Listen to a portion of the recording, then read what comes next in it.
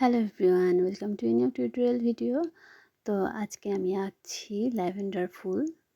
এটা আমাদের পেজের অনেক হিট একটা কাজ। এই কাজে আমাদের একটা সেমি মসলিনের টু পিস আছে আর একটা শাড়ি আছে। দুটোই সবাই খুব খুব বেশি পছন্দ করে। আবার এই কাজটা এত বেশি জনপ্রিয় যে এটা কাস্টমাইজ করে অ্যাম্বুশেও এসেছে। সেই কাজের অনেক ভিডিও আমি শেয়ার করেছি, তবে টিউটোরিয়াল আকারে কখনো শেয়ার করা হয়নি ল্যাভেন্ডার ফুলটা।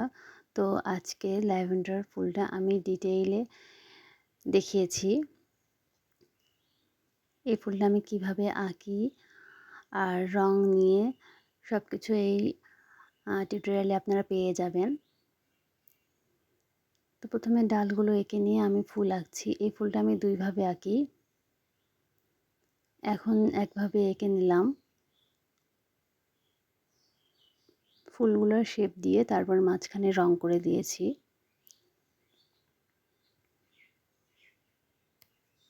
আর এখানে আমি সাদা আর ডিপ বেগুনি কালারটা ইউজ করেছি ফুলের জন্য।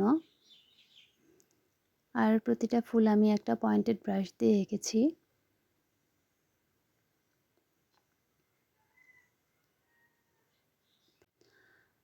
আর আজকে যেই ফ্যাব্রিকটাতে আঁকছি সেটা হচ্ছে একটা সেমি মসলিন।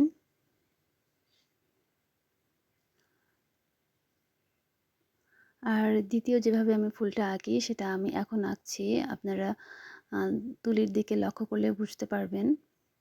এখানে কোনো শেপ দিচ্ছি না, জাস্ট তুলিটা সুন্দরভাবে ফ্যাব্রিকের উপর বসিয়ে কাজটা করে নিচ্ছি। এইভাবে কাজ করাটা বেশি সহজ এবং সময় কম লাগে। তবে যারা বিগিনার তারা প্রথম টেকনিকটাই ব্যবহার করতে পারেন।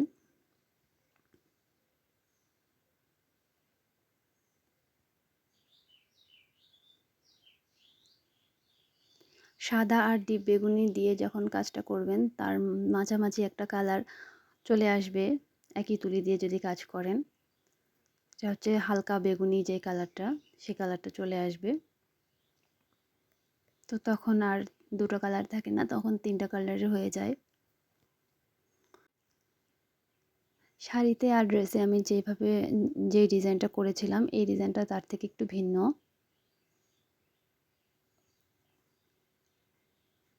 এখানে আমি খুব বেশি পাতা অ্যাড করিনি, ফুল দিয়েছি বেশি।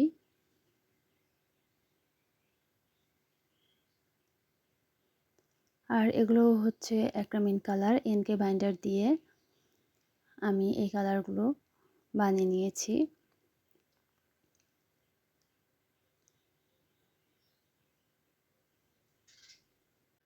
খুবই সহজ একটা ফুল, যে কেউ চেষ্টা করলে আঁকতে পারেন। তবে আমি একটু ডিটেইলে আঁকতে পছন্দ করি, তাই ফুলগুলো আঁকা হয়ে যাওয়ার পরও কিছু ডিটেলিংয়ের কাজ করে নিলাম। আর এই হচ্ছে আজকে ল্যাভেন্ডার ফুলের ফাইনাল লুক। কেমন হয়েছে সবাই জানাবেন। আর কোনো ফুলের রিকোয়েস্ট থাকলে আমাকে জানাতে পারেন।